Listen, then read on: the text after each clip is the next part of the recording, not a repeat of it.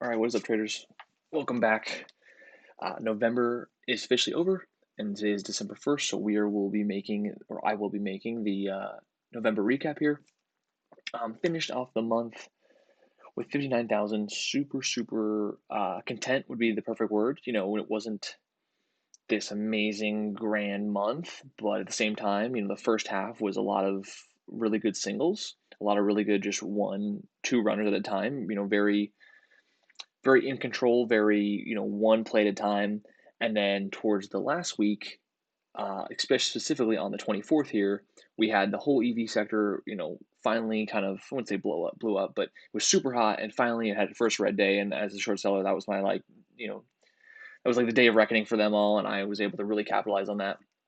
And we'll go into this, but, it went from, one or two plays a day to so many plays in one day that I actually couldn't possibly trade them all.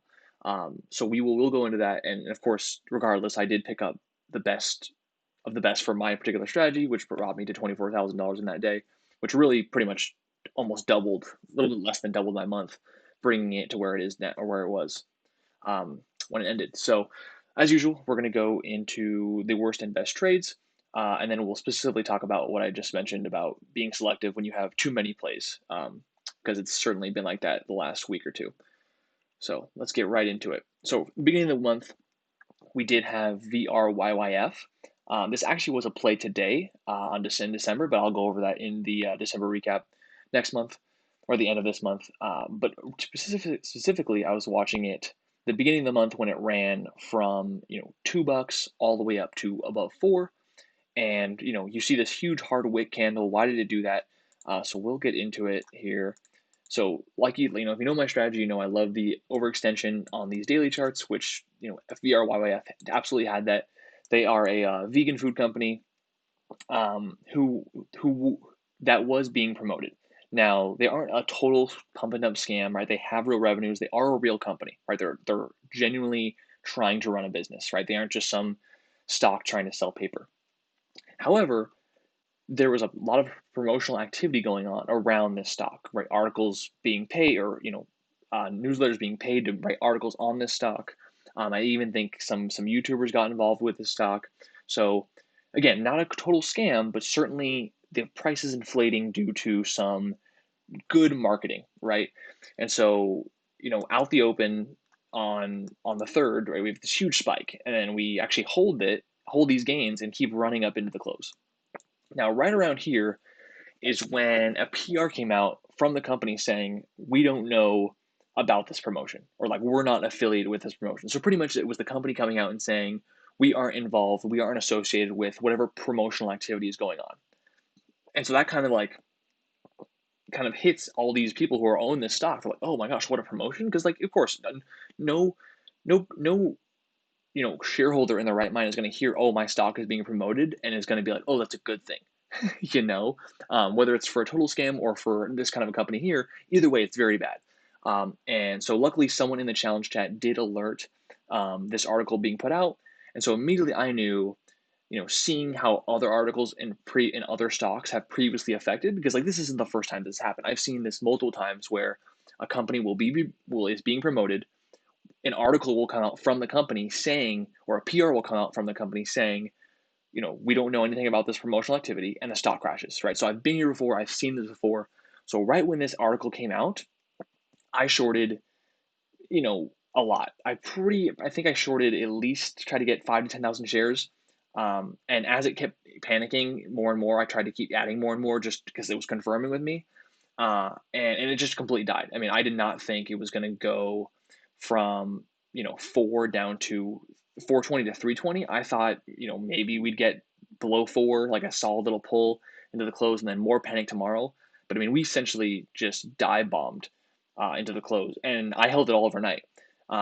This was the mistake I did make on this trade, which was that once the article came out about the promotional activity, I immediately thought total scam, like total fraudulent company, like not even legit.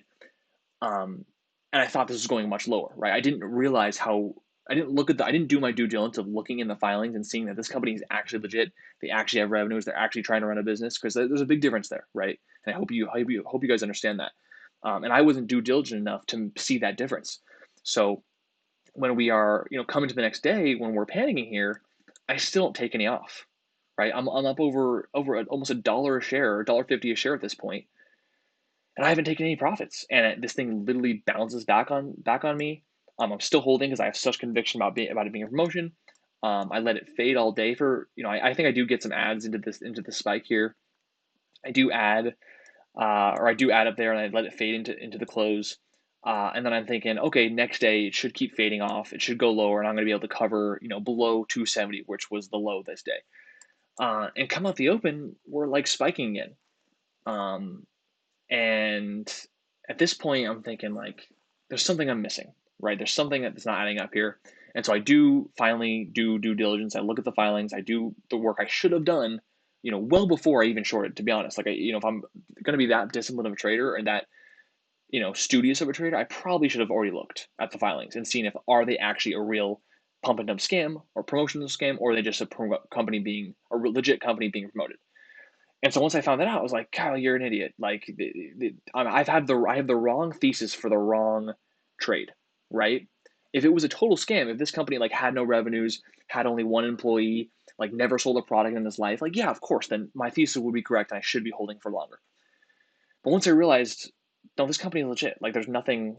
The only thing that made this run up, or this tank, was because the promotion was found out. Not that the company isn't doing its best to be the best company that it can be or whatever.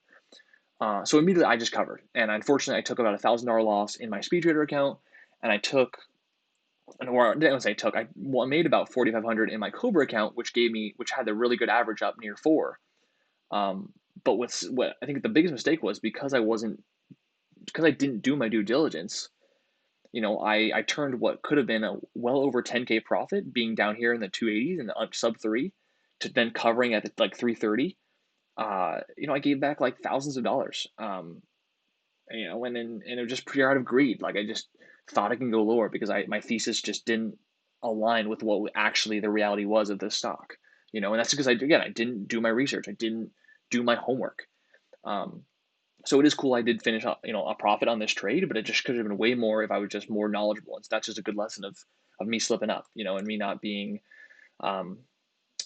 as studious as I should have been on this particular trade. So let's keep moving on. Next was the weed run. This was like a little mini sector momentum we had. A lot of former weed runners are running, or were running, and particularly one that's my favorite is ACB. This one ran from 4 up to 14, which is super super sick. And again, it ran back in May. And so this is always one. If you think of weed sector, ACB is like one of your first on your watch list. So going into this run up, I had a thesis, and we talked about this on the Twist episode. Me and Matt Monaco specifically about this stock and this trade, because he actually banked. Monaco made really decent profit. I think over between $10,000 and $20,000, because he actually longed it overnight. And the reason why I longed it overnight is because this is right around when the election was happening. This is when a lot of people thought if Biden was going to win, a lot of better regulation for the weed companies would be put into place. Weed might even become federally legal. That's like the hype idea around it. Who knows if Biden will actually do that? I'm not a big politics guy. Like, I'm not going to look into that. But that was the thesis of this kind of trade. Also, I believe they had earnings coming into pre-market. So like, there was two big catalysts of why this company would kind of run up into, right? Like, buy the rumor, sell the news. Everyone was buying these rumors of Biden winning and of their earnings being good. Now, what people don't realize is the sell the news part, right? Once the news hits, what's going to happen? Usually, everyone who's bought for the news has already bought, right? So when you see like this huge spike here, right out of the open, sorry, here, let's zoom out. You see all this big, huge volume. That's like everyone buying, like, oh my gosh, earnings are out. Oh my gosh, Biden won. Biden's looking to win the election. I'm gonna buy. And so everyone buys, and then what happens? Nothing, right? They've just bought a stock that was trading at $5 2 days ago, and they're buying it at 14. That's just a recipe to potentially lose money. And so I kind of knew that going in. That was my kind of trade thesis. So as we, really blew off in the morning and the super hard pull, I immediately got aggressive in shorting into these bounces with a high conviction that we were going to fade. I think I actually do have my trades of this here. Let's see. ACB, do I have it? Yes, here we go. So yeah, as you can see, immediately into that bounce right there, it got short again in the next bounce, and then covered. I think downsized a little bit because I did think this bounce was a little bit stronger than usual, but added one more time as I was, had conviction again that we were going to break down, broke down, took some covers, and then pretty much left it alone the rest of the day. I wish I would have paid better attention around VRYYF here because this would have been a really great entry. And then you see these trades. These are just me being a degenerate because it broke low a day, and I thought I can get short and like catch a fade, and I immediately realized I was like shorting the bottom. So I just covered immediately, and then it faded a little bit lower, but ultimately it bounced into the close. So I locked in 2,800 on that trade, and then a similar thesis was on SNDL, also very similar trade, where again this is a weed runner, and it was on this big day. And this particular stock is a little bit different because it is under $1. I guess this is my own thesis. I don't have stats to prove this. I haven't tracked this, so I probably should. But for me, stocks that run under $1 that are like between 30 and 50 and 60 cents kind of trade more like unlisted exchanges. Typically, kind of trade a little bit more like OTCs. They're a little bit more smoother. Even though yes, they are listed and they can be choppy, but I typically have a pretty good read on them. And so with ACB dying and this being a weed runner along with ACB, I saw this as a pretty easy sympathy short to what the whole weed sector was doing. And as you can see, it didn't even spike like ACB did. It immediately died. So into this bounce, I started getting short. I think I shorted a little more into this bounce, then it pulled, and I covered most there for like I think $1,000 or two. What I do, $1,300. Yeah, I think I have the trades here. See that here. Yeah, so again, shorted, I believe a little bit out the open there. I might have been a little aggressive there with a small ad, but I know for a fact my main size was into these bounces, and then again into the washes, just covered there for $1,300. So again, that's just a brief introduction of a mini sector, I should say. Weed sector was a sector that was hot for a little bit for a couple days, and usually they follow each other. So SNDO was kind of that easy sympathy short that if ACB works, SNDL would probably work as well. So let's keep moving on. TSNP. This has been a huge OTC runner from sub penny now to over 20 cents. It's just incredibly impressive runner. I haven't seen one like this since SHMP. If you guys remember that was a runner back in early 2019 that ran from like sub penny to 90 cents. Something insane like that. And so TSNP reminded me a lot of that exact same play. And because this ticker is pretty low priced, I'm not a fan of shorting it because of the 250 rule. If you don't know what the 250 rule is, I just Google it. I believe Tim Grittani has a blog post about the 250 rule. Essentially, it just makes it super hard to short low price stocks unless you have a very large account. So it's just not worth it for me most of the time. And so I'm really usually only looking at it to go long. And so when we believe go from 1 cent up to 3 cents, again, I'm going to look for a panic dip buy. That's usually my favorite type of play on these lower priced runners. And so we do that. We do panic, right out the open from 3 cents, 3.5 cents down to low 2 cents. And the key here with these dip buys is looking at the level 2, right? You're going to, again, if you want to learn how to read level 2, go to Tim Grittani's blog, trade the ticker at blogspot.com. You'll see a tab say learn level 2 or watch level 2. He has videos on how to read turns. I would suggest you watch those. Because that exact same thing happened here. And so you also see here the volume. When the volume gets very big on the 1 minute candle, that's usually the sign of the bottom. Now, granted, this is in hindsight. So, you can't just wait for the biggest volume candle to come in and then buy. Because if you bought in the second green candle, you would have bought the top of this bounce, right? You would have let it bounce from 2 cents all the way up to 2.4, and then you would have bought the top. So again, it's more, you have to buy in real time and anticipate the bigger volume. But as the bigger volume is happening in real time, it's a good indicator to show you the bottom is likely in. And so the level 2 turn, along with this volume that was coming in at the time, was probably one of the best level 2 turns I had seen in a very long time.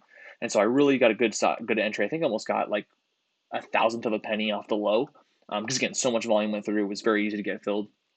And yeah, I immediately flipped it into 2.4 because again, 2.2 to 2.4 is like 10%, and that's usually how much I look for to get off a bounce, no more than really 20 or 30%. Um, so I flipped it right away, and I believe I made a good like 2,000 shares or $2,000, sorry.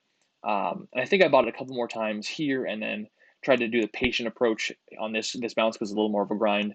But again, ultimately only ended up making like, not only, but resulted the day in like 2,400, 2,300 ish. So super happy with that. That's a couple of key tips on, dip buying panics, because dip buying panics was one of the first setups that got me profitable, or at least, showed me the way to kind of grow an account.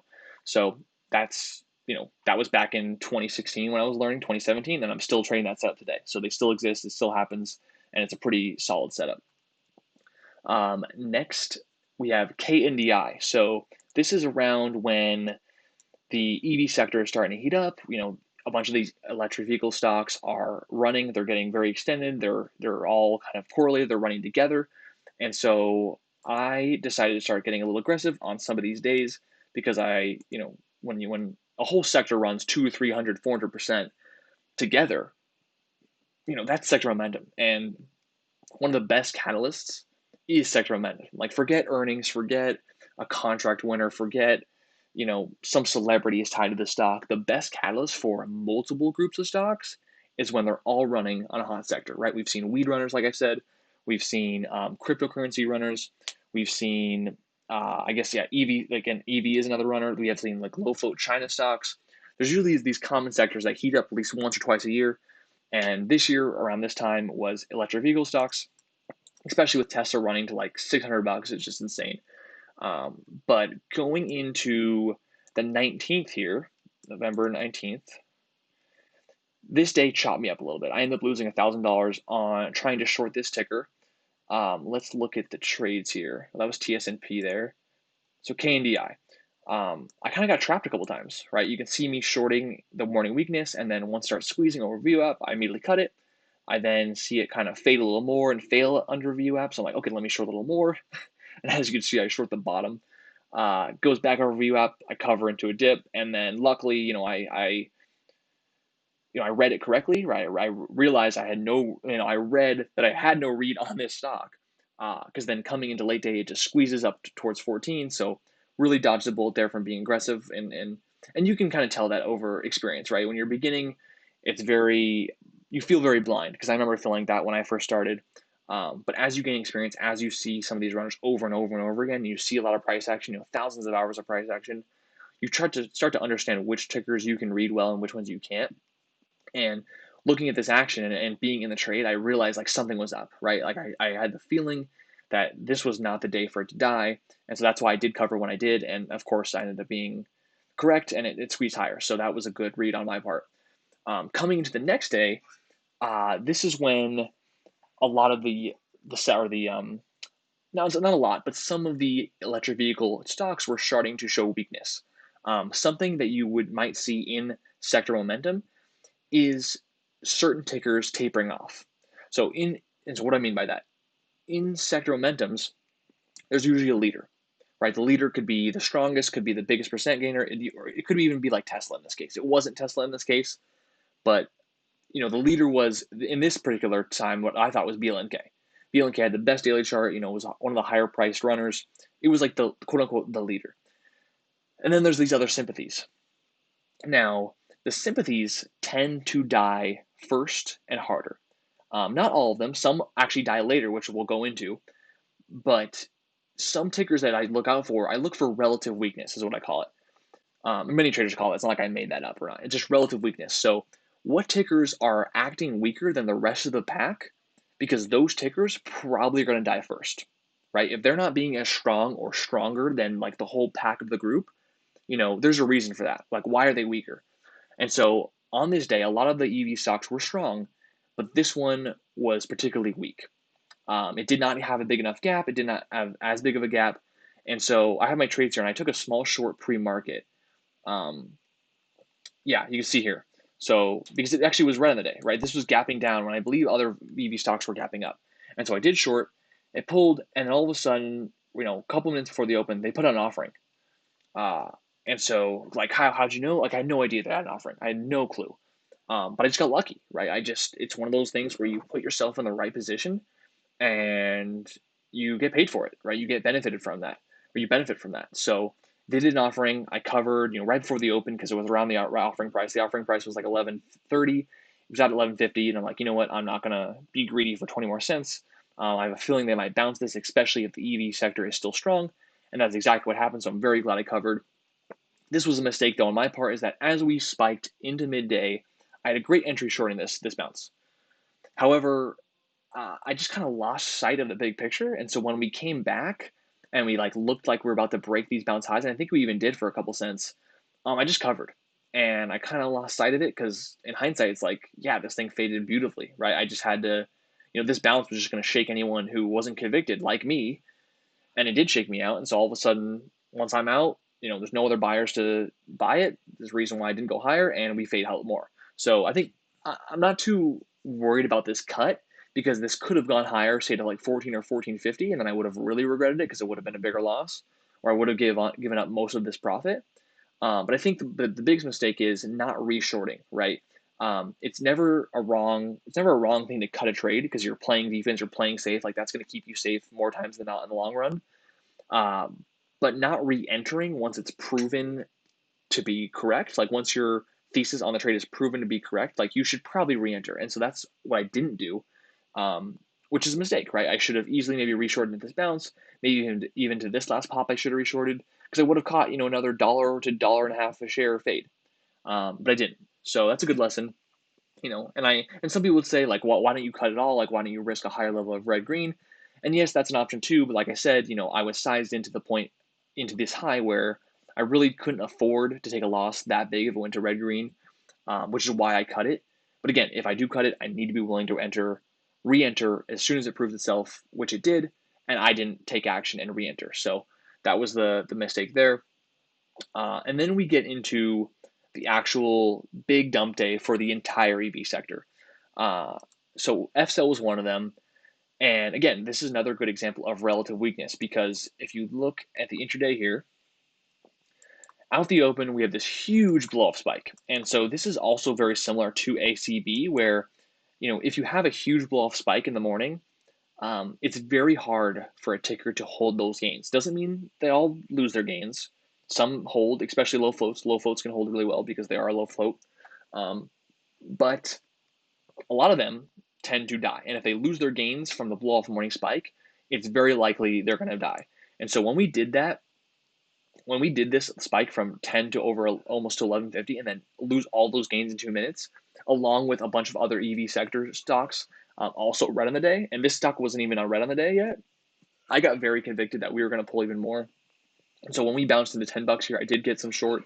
We bounced again into the high 90s to fail again. I got some more short. And so as we pulled down here, I felt really convicted that we were on the right track. Now, unfortunately, I think red green was around this level here, was around like the 850s. And so the fact that we had now triple bottomed on the green to red and haven't gone red yet, and all these other EV stocks were red, I got a little bit antsy. I got a little bit like what don't I know, right? In terms of relative weakness, right? All of these other stocks were red, yet FCell is holding green. Like, what am I missing? So I did end up covering. I locked in like $4,000 on this morning short. I think I have the trades as well. Yeah, so you can see here, did take a small loss pre-market there. But then once we blew off, short of those bounces, covered a little bit into the red green. But then you see here, like after triple bottoming and spiking there, I'm just like, what am I missing, right? The last thing I want to do is to miss something of the equation and have this comeback over VWAP and squeeze me and give back all my profits. Like that's the last thing I want to do. And so I covered. And so then again, another lesson of relative weakness is FSL isn't necessarily an electric vehicle stock, but it's following the sector. It's more of it was like a battery energy company, which is coincides with electric vehicle stocks because electric vehicles are using these batteries, or wanting to potentially use these batteries. And so another stock is Plug, BLUG. PLUG and FCell typically follow each other when there's big market moves, especially in a sector. And so another reason why I covered it is because PLUG was recovering VWAP and it was actually testing its morning highs. And so I saw that and I was like, well, if PLUG is recovering, FCell will probably recover as well. So I covered. Now, what got me to reshort here was that PLUG was still going higher and still recovering, but FCell wasn't. right?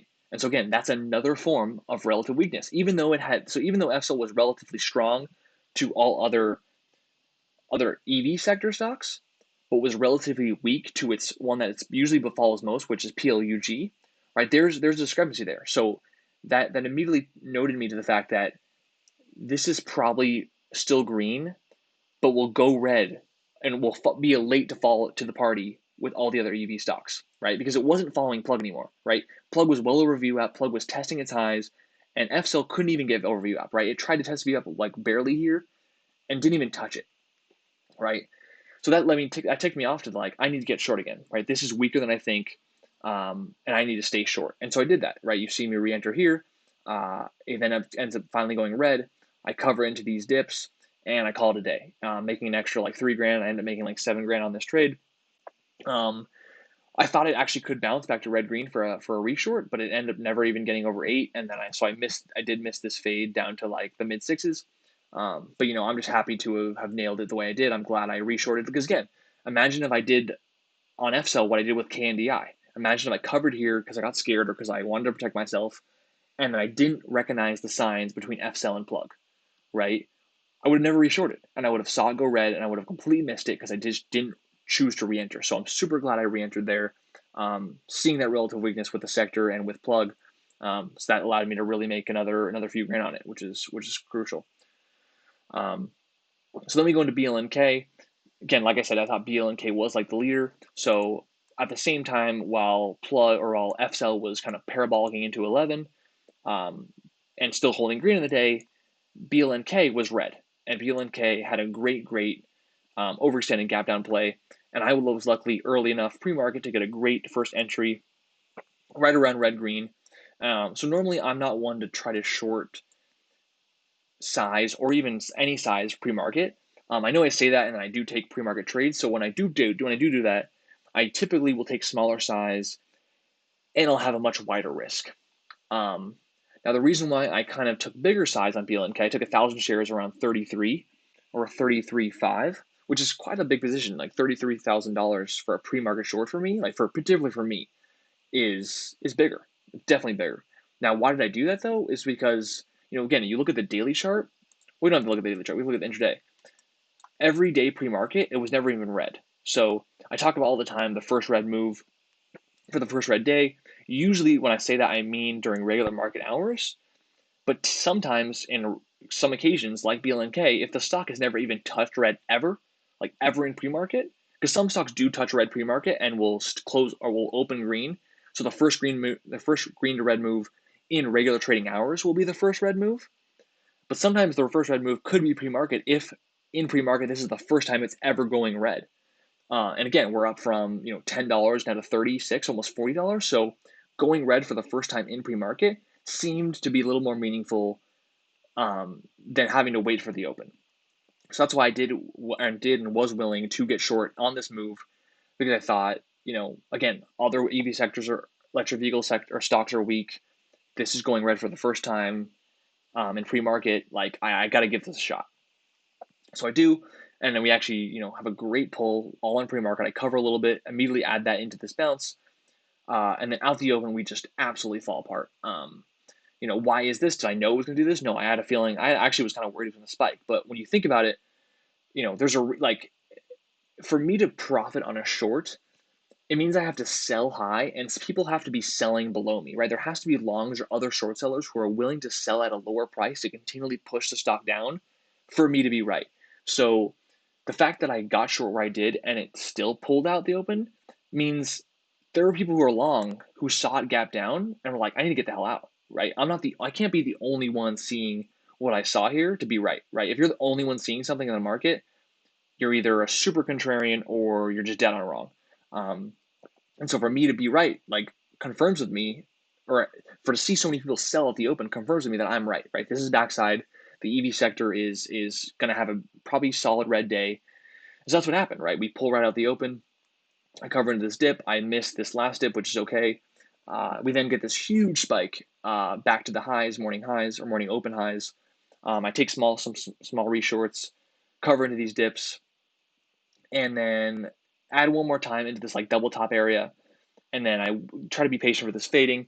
and I cover into these dips, for another, I think total I ended up making like $9,000 on this trade, which is like one of my best trades of the month. So I'm super, super happy with how I traded this. And you might look at the chart and be like, oh my gosh, Kyle, like how'd you time these tops? How'd you time these bottoms? And I never, and I think that's the thing. I think I never look to time tops and bottoms, right? That's never the goal, right? Because if you try to do that, you're going to just usually do the opposite. Typically what I look for is just extreme moves on either side, right? You see how extreme this bounce is. It's like once it got overdone over itself, I started shorting. Once I thought this panic was getting overdone, or this panic was getting overdone, I covered. And more times than not, it ends up being near the bottom, right? I'm not looking to time the bottom, right? Like I said, I think that will actually result you in missing the bottom more times than not. But when you're in a position or want to looking to enter a position and you see extreme upside or downside, it's very counterintuitive to want to either buy extreme weakness or short it or sell extreme strength. But typically that's when the top or bottom is in. Um, so that's how I usually end up getting pretty good entries. And in hindsight, it looks like I know what I'm doing, or it looks like I'm timing this perfectly, and it's really just I'm reading in real time how extreme I think a move is up or down. I'm not looking to time the top or bottom. So that's a little advice there. And then last big play of the EV sector was ADOM. This again was another relative stock to the EV sector, right? And I have to look at the strength versus weakness. And so if we go into it, I actually thought this ticker wasn't going to die today, because while the whole EV sector is dying, while FCell is finally going red, while BLNK gapped down and is red the entire day, this stock, which is supposedly an EV sector stock, is still green on the day, and it's still like trucking along, like making new highs. And so I'm thinking either A, this stock is going to become its own leader, right? This stock's going to start doing its own thing, or people in it have no idea what they're buying, and they're going to be super late to the party once they realize what they own, which is an EV sector stock, and the EV sector is dying, right? And so I did keep an eye on it, thinking it would go another day, and I would short it the next day. I would short on this day. But once we start pulling, once we start seeing this selling volume come in, uh, I start realizing, oh yeah, people really just don't know what they own, right? Like people really are just buying this thing because it's up. They don't actually know what they're buying, which is that it's an electric vehicle stock. And so once we start panicking, I'm thinking, yeah, this is going to die, right? This was nearly up. I mean, the previous close was like around 70 cents. We're up over 90 cents. So we're up, well over 20 to 30% up on the day. And the whole EV sector is red. I'm thinking like this thing's got to panic at least and go red. Um, so when I see that happen, that's why you see all these shorts. I take most of my size here. I take one last ad below view up there, and we go red. And that's why you see me start covering there. Mainly because, like, again, I read in level two turns, like this thing started bottoming, and it really never went below, 60 cent level. But again, that's just one of those things where it was relatively strong with the sector. But then you have to question, right? Is it relatively strong with the sector because it's going to be its own runner soon, or it's doing its own thing, or is it going to be late to the party? And if it's late to the party, you have a huge, misinformation, or inefficiency where you can get short pretty much before reality sets in, right? Um, a really good trader who had like a lot of conviction probably could be shorting, all into these pops because they think it's going to die. I'd rather prefer to wait for it to prove itself that it's going to die with the EV sector. Either or works, but you have to be prepared for this to keep going if it does decide to do its own thing and not follow the sector. Um, but yeah, so like that's a huge inefficiency, right? And so once it proves itself to be dying with the sector that's already red, it's like you're getting a 30% premium, right? You're able to literally sell shares of a stock that's up 30 to 40% higher than where it should be. And so if you can see that real time and you can catch that really quickly, like I did, you're able to get short at 90 cents and immediately get to cover sub 70, so I locked in like $5,000 on this trade. So again, FCell, BLNK, and ADOM were like the three main trades that total $24,000 on the 24th here. And so then the rest of the week, just other small gains. I think I swung, or not. I think I did. I swung BLNK overnight in my IB account from I think like $30 average, and I covered in the 25s like mid late day there. So that locked in a few more $1,000 for me. And yeah, it's gonna close out the month $59,000. Super great month. I think it's my like fourth best month.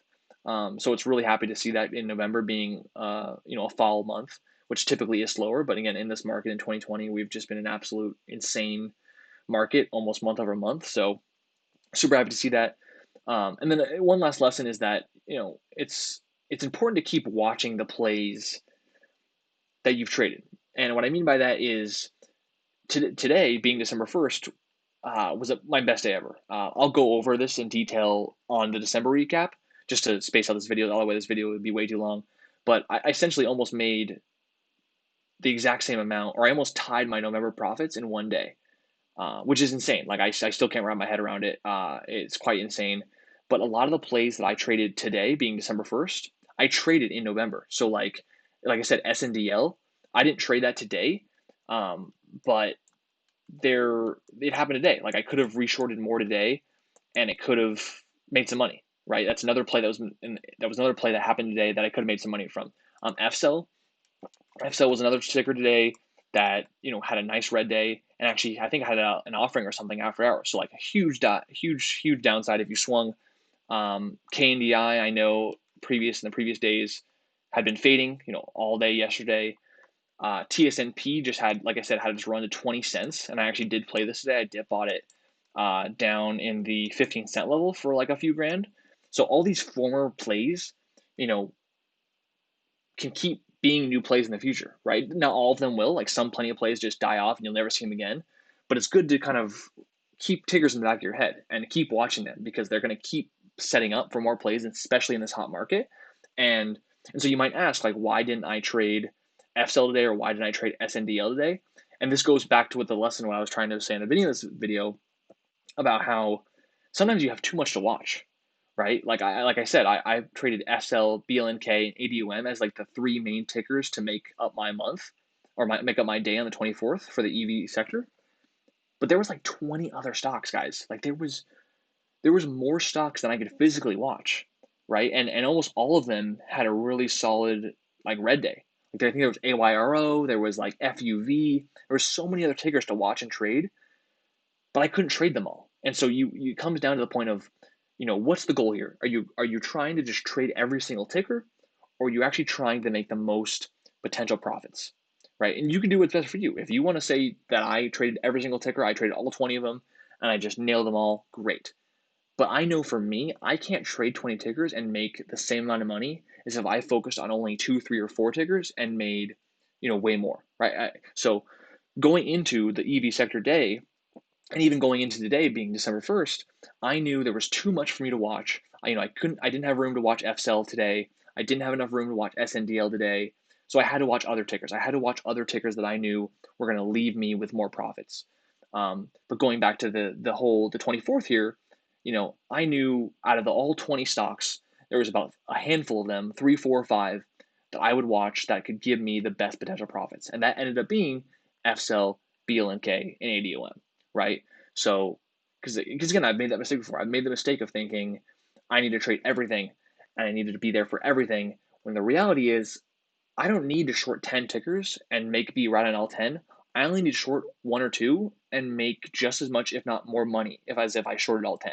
You know, um, so that's just how I try to be selective, right? I really try to narrow down, what tickers are the most ideal and going to make me the most money that I can really just focus on versus trying to just nail all 10 of them or all 20 of them. Because again, I've tried to do that, and you end up actually making less money and even losing money because you can't focus. Like I'm only human. I can only watch and do so much. So again, that's probably the main lesson for this month. Again, insane day today. I will go over this day in the December recap. But yeah, so we're just going to keep it rolling. We're going to keep on hopefully closing out 2020 just as strong as I did today, even though as this insane today was. But thanks so much for watching this, guys. I know these videos end up being pretty long because I just love this shit and end up rambling on. But thanks so much, guys. I will see you guys next time.